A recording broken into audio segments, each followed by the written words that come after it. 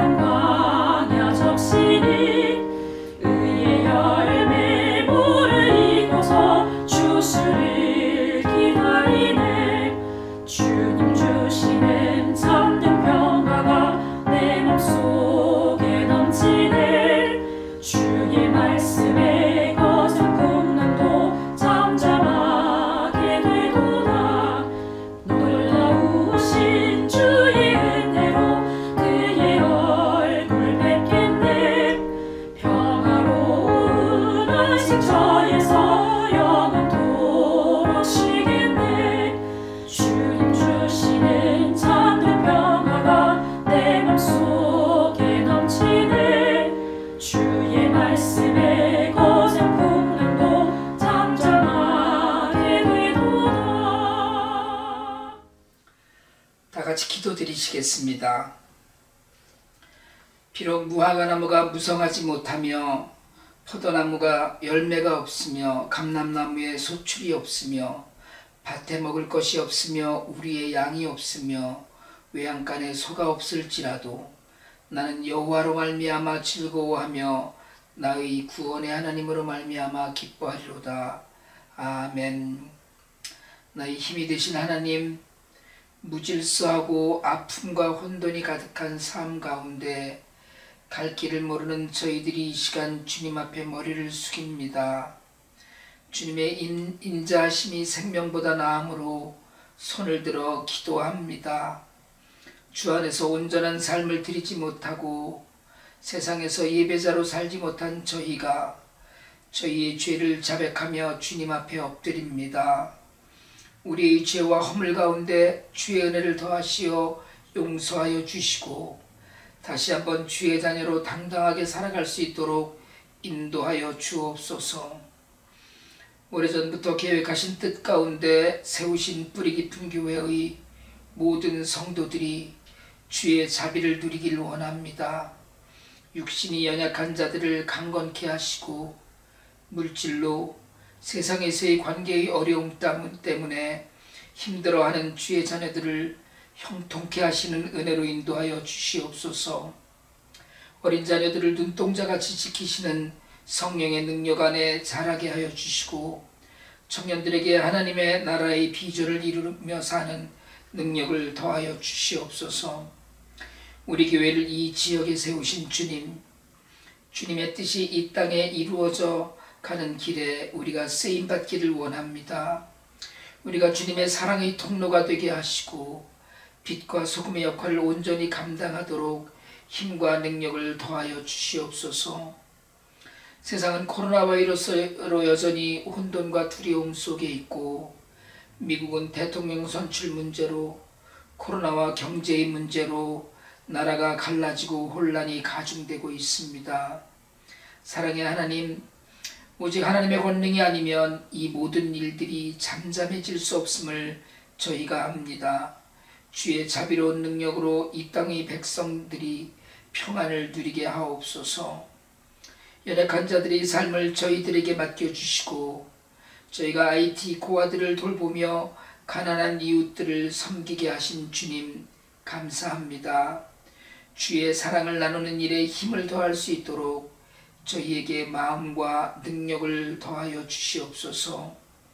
오늘도 주의 말씀을 들으며 결단하며 변화하는 삶을 살기를 소망합니다. 듣는 이들이 귀를 열어 마음을 열어주시고 전하는 자의 둔한 입술을 주장하여 주시옵소서. 오직 저희를 주님 가까이 부르시어 평안 중에 머무르게 하옵소서.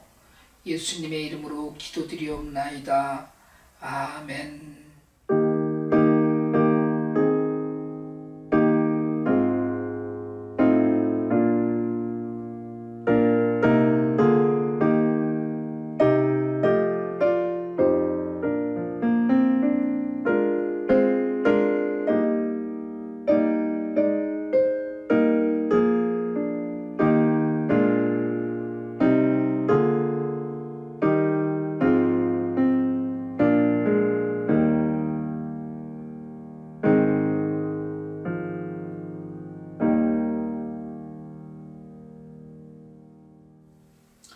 봉헌드립니다. 찬송가 50장 내게 있는 모든 것을 하나님 앞에 드리면서 이 찬송 가운데 준비하신 헌금 하나님 앞에 드립니다. 봉헌을 마치고 난 후에 예배를 마친 후에 준비하신 헌금은 온라인이나 우편으로 보내주시면 되겠습니다. 찬송가 50장입니다.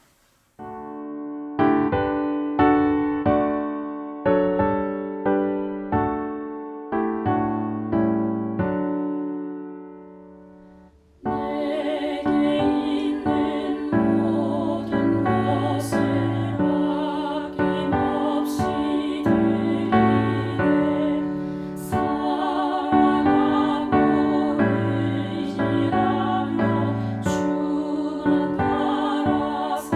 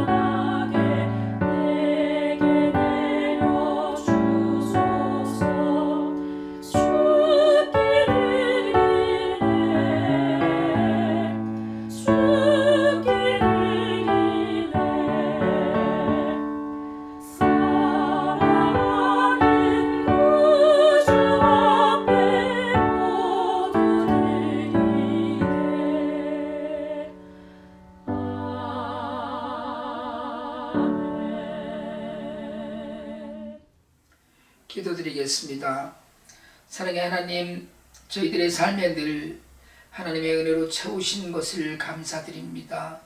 영적으로, 물질로, 육신의 건강으로 하나님께서 채우고 인도하셨사오니 이제 이 시간 우리에게 주신 모든 것이 주의 것임을 고백하면서 마음과 뜻과 정성을 다하여 헌물을 드립니다.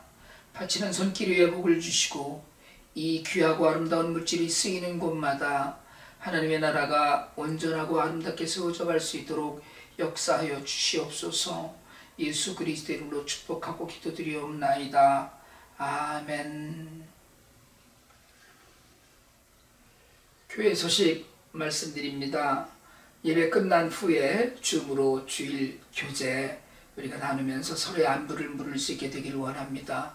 그리고 계속해서 몇 주 동안 말씀드렸던 슈박스 미니스트리는 이번 주말과 다음 주 중에 제가 연락하면서 수고해서 준비하신 분들로부터 각자 개별적으로 찾아뵙고 받아서 한꺼번에 갖다 주도록 하겠습니다. 그래서 박스를 준비하신 후에 그 안에 9불짜리 체크 한 장씩 넣어서 그렇게 준비해 주시면 감사하겠습니다. 카톡으로 다시 말씀드리겠지만 그 준비해서 많은 아이들이 정말 크리스마스에 예수 그리스도의 사랑을 만나는 그런 기회가 될 수 있기를 소망합니다.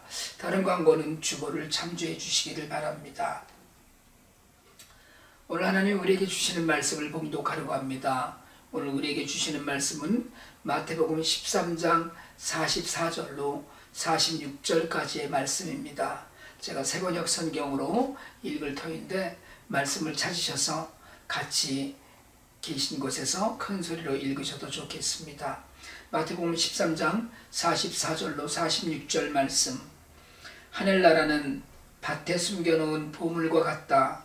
어떤 사람이 그것을 발견하면 제자리에 숨겨두고 기뻐하며 집에 돌아가서는 가진 것을 다 팔아서 그 밭을 산다.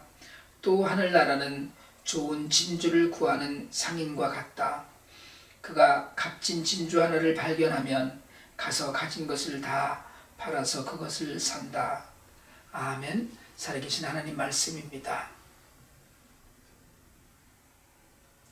네, 오늘은 마태복음 13장 44절로 46절까지의 말씀을 가지고 더 높은 가치를 위하여 포기하라는 제목으로 하나님 말씀을 증거하려고 합니다. 미국 서부 시대에 어떤 농부가 자신의 밭에서 심하게 악취나는 웅덩이를 보고 늘 투덜거렸습니다. 소나 말에게 물을 먹일 수 있는 그런 것도 아니었고요. 또 질퍽거리고 영 아주 냄새가 심하고 고약해서 농부의 불평이 이만저만이 아니었습니다.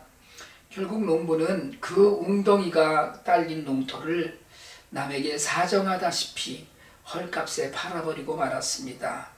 웅덩이와의 결별이 있던 날 농부는 너무나 기뻐서 그 웅덩이가 딸린 땅을 팔았던 그것을 기념하면서 파티를 했습니다.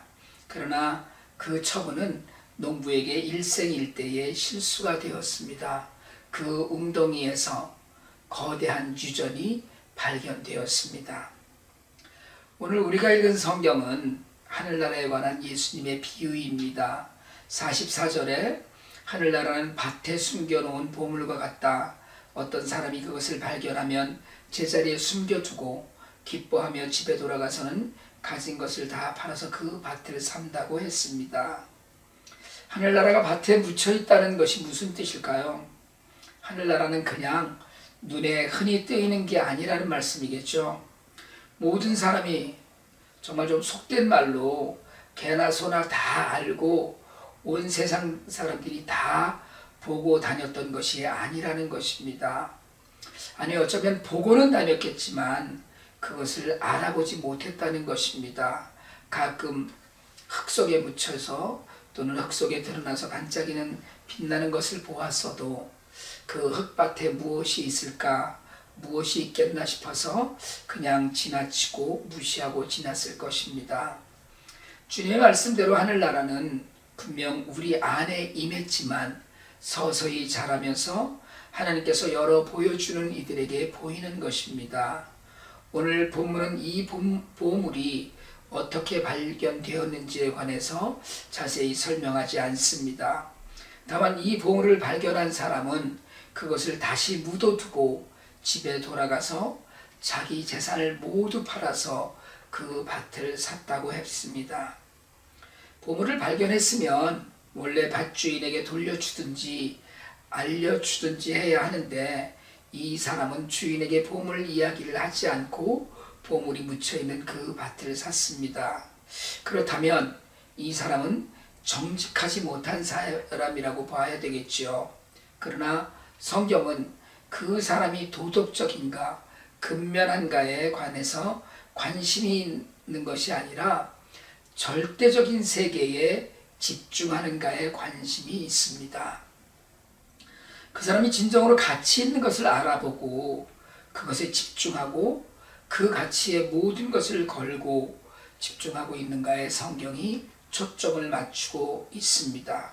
그래서 그 보물을 발견한 사람이 어떤 기쁨을 가지고 또 얼마나 큰 기쁨으로 그 밭에 관하여서 생각하고 있는가를 성경이 설명하고 있습니다. 보물을 발견한 사람이 기쁨에 겨워서 보물이 묻힌 밭을 사기 위해 자기의 모든 재산을 처분했다고 했습니다. 그 사람은 자신이 가진 모든 것을 처분할 만큼 기뻐하고 흥분했습니다. 이 비유에서 핵심은 여기에 있습니다. 절대적인 세계를 발견한 사람은 그 사람에게는 그 이외의 모든 것이, 아주 귀한 것을 발견한 사람에게는 다른 모든 것이 그저 상대적인 것으로 변하고 만다는 것입니다. 나머지는 시시해지는 거죠. 정말 좋은 것을 찾으면 그동안 가지고 있던 모든 것들이 별로 가치가 없어 보이게 됩니다. 두 번째 비유는 진주장사꾼 비유입니다. 45절 46절 말씀에 또 하늘나라는 좋은 진주를 구하는 상인과 같다. 그가 가진 진주 하나를 발견하면 가서 가진 것을 다 팔아서 그것을 산다라고 했습니다. 앞의 이야기가 땅과 농사꾼에 관한 이야기라면 이번에는 진주와 진주 장사꾼에 관한 관계입니다. 이 장사꾼은 훨씬 노골적으로 좋은 진주를 찾아다녔어요. 여기저기 그렇게 찾아다니던 사람입니다. 그러다가는 결국 값진 진주를 발견했습니다. 그가 발견한 진주는 도대체 그동안 어디에 있었던 걸까요? 다른 사람들도 그 진주를 보긴 했겠지만 그렇게 값진 진주라는 사실을 알아차리지 못했던 것 같습니다. 오늘 본문의 주인공인 장사꾼만이 그 값비싼 진주를 알아보았습니다. 왜 이런 일이 가능할까요? 많은 사람들이 그 진주를 보았겠지만 그 진주가 진정한 가치를 갖고 있는 것을 다른 사람들은 몰랐던 것입니다. 진주가 아주 큰 것은 아니었습니다. 세상 사람들은 큰 것을 찾았지만 이 장사꾼의 눈에 띈 진주는 큰 것이 아니라 귀한 것이었습니다. 그렇게 귀한 것인 줄 모두가 알아야 할 것 같은데 사실은 오히려 그것을 알아볼 만한 안목이 있는 사람은 따로 있는 것이었습니다. 귀한 보물을 알아볼 수 있는 여러분 영적인 눈이 여러분에게 있기를 축복합니다. 비록 허물이 있는 것처럼 보이고 비록 작아 보이고 약해 보여도 하나님께서 진정으로 기뻐하시는 일이 무엇인지를 알아볼 수 있으시길 바랍니다. 밭에 묻힌 것처럼 그동안 아무도 그 가치를 몰랐던 것처럼 그렇게 귀한 가치의 것을 발견하게 되면 그 다음에는 그것을 갖는 것이 문제가 됩니다. 열심히 찾아서 또는 우연을 가장한 모습으로 우리에게 다가와서 보물이 눈에 띄게 되었을 때 이제 결단하는 일이 남습니다. 농부는 그 밭에 묻힌 보물을 사려고 그 밭을 사려고 자신의 소유를 다 팔았습니다. 진주 장사꾼은 가치 있는 진주를 발견하고 이제까지 갖고 있던 모든 소유를 다 팔았습니다. 가치 있는 것을 소유하려면 다른 소유를 내려놓아야 합니다. 두 손에 가득 물건을 들고 허그할 수 없습니다. 두 손에 가득 자신의 것을 쥐고 악수할 수 없습니다. 가장 가치 있는 것은 저절로 주어지지 않습니다. 포기하고 대가를 치러야 합니다. 우리는 흔히 어떤 일을 이루려면 자기 희생이 있어야 한다고 합니다. 이루고자 하는 일 때문에 다른 일을 포기하는 것을 희생이라고 합니다. 그러나 여러분, 높은 가치에 있는 것을 위해서 포기와 대가를 치르는 것은 희생이 아닙니다. 높은 가치를 향한 전진일 뿐입니다. 학생들에게 가장 가치 있는 일은 자신이 목표한 것을 위해 다른 것을 포기하는 것입니다. 공부를 잘하는 것이 목표라면 그것을 얻기 위해 시간을 집중하도록, 그래서 다른 것을 포기하도록 요구합니다. 청년의 시기에 비전대로 살아보지 못하면 자신의 삶은 낭비되고 흩어질지 모릅니다. 그러나 열정을 다해 가져야 할 가치 있는 것이 있다면 목숨을 한번 걸어보고 해볼 만한 것입니다. 그러기에는 자신이 즐기고 자신이 누리던 세상의 많은 것들 중에 포기해야 될 것들이 생깁니다. 그런데 여러분, 공부, 돈, 성공, 명예, 평안한 등의 가치보다 세상에서 가장 높은 가치 있는 것이 여기 있습니다. 바로 하늘나라입니다. 세상에 그 어떤 것이 하늘나라보다 귀하겠습니까? 우리가 흔히 말하는 물질, 건강, 명예, 학벌, 권력의 모든 것이 흩어지고 반드시 무너질 날이 옵니다. 사람의 생명조차 이 땅에서 쓰러질 날이 반드시 옵니다.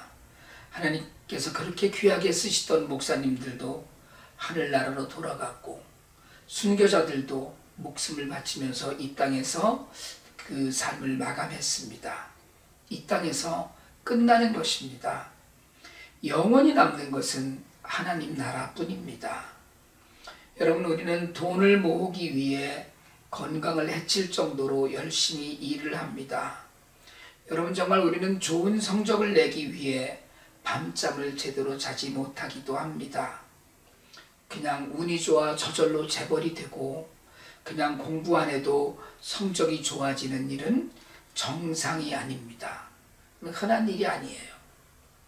정말 세상적으로 높은 가치를 가진 일들에 관심을 갖고 있다면 그것을 갖기 위해 열심을 내고 그렇게 목숨을 걸듯이 한 사람들이 그것을 갖습니다.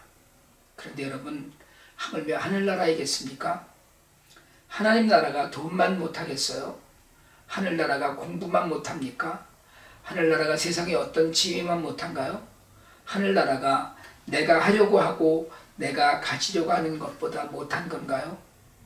하나님께서는 구원을 은혜로 주셨습니다. 그러나 우리는 신앙생활하면서 자주 갈등하게 됩니다. 복을 주신다는데 조건이 있습니다.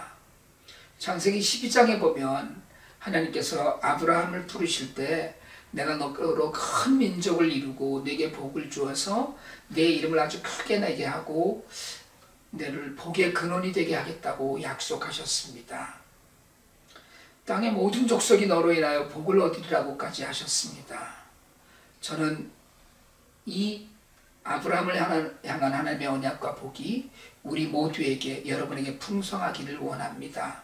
그런데 여러분, 거기에 조건이 있습니다. 너는 본토 친척 아버지의 집을 떠나라고 하셨어요. 하나님이 지시할 땅으로 가라고 하셨습니다.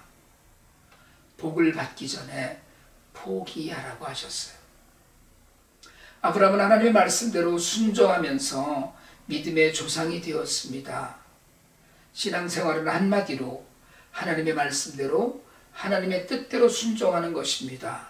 그래서 그는 자신의 친척집, 자신의 고향 땅, 자신의 아버지의 집을 포기했습니다. 보물을 발견하고도 가진 것을 포기하지 않아서 밭을 사지 못하는 일이 있을까요? 그토록 귀한 진주를 발견하고도 그 진주가 지금 자신이 가진 것보다 훨씬 귀한 것을 알면서도 그 진주를 사고 자신의 것으로 만드는데 지금 갖고 있는 것들을 파는 일에 망설일까요? 그런데 많은 사람들이 작은 것을 포기하지 못함으로써 예수님을 바르게 믿지 못하고 있습니다. 교회를 다니기는 다녀도 포기하지 못하는 것으로 인해서 무늬만 그리스도인의 삶을 살기도 합니다. 오늘날 예수를 믿는 사람들이 반드시 알아야 되는 것은 그저 교회를 다니기만 하면 된다는 것으로 생각하는 것입니다. 그저 교회에 이름을 걸고 있다는 것, 나는 예수를 믿는 사람이라고 스스로 위안하고 있는 것으로 다 된다고 생각하는 것입니다. 그러면서 예수를 믿는다고 하면서도 예전에 하던 생활 그대로 하고 아무런 변화가 없이 삽니다. 스스로 교인이라는 최면을 걸면서 스스로를 속이는 것입니다. 신앙생활은 변화를 말합니다. 변화는 포기를 요구합니다. 포기함으로써 신앙인으로서의 삶이 시작됩니다. 따라서 고치고 버리고 포기하지 않고는 올바른 신앙생활을 할 수가 없습니다. 하늘나라는 세상의 가치를 포기하고 절대적인 가치를 찾는 사람에게 주어진 보물입니다. 믿음은 지금 갖고 있는 것을 포기하는 것을 의미합니다. 여러분, 정말 하늘나라가 좋으세요? 정말 천국이 소망이십니까? 그러면 오늘부터 포기하는 연습을 하시길 바랍니다. 자신의 주장, 고집, 교만, 죄, 나쁜 습관, 나태함, 탐욕 따위를 다 내려놓고 하늘나라를 향해서 떠나시길 바랍니다. 하늘나라는 정말 보화와 같고 세상에 하나뿐인 가장 귀한 진주와 같습니다. 그 높은 가치의 하늘나라가 정말 포기하는 모든 분들의 것이 되기를 주님의 이름으로 축복합니다. 기도드리겠습니다. 하나님, 우리에게 주신 하늘나라를 알면서도 우리에게 보여주신 보물을 보았으면서도 우리에게는 포기하지 못하는 세상의 것들이 있습니다. 성령께서 우리를 도우셔서 결단하는 믿음을 갖게 하여 주옵소서. 우리로 하여금 하늘나라의 높은 가치를 깨달아 알게 하소서. 예수님 이름으로 기도드립니다. 아멘. 찬송드립니다. 찬송가 354장 주를 앙모하는 자. 마음속에 주님을 생각하면서 이 찬송 드리겠습니다. 찬송가 354장입니다.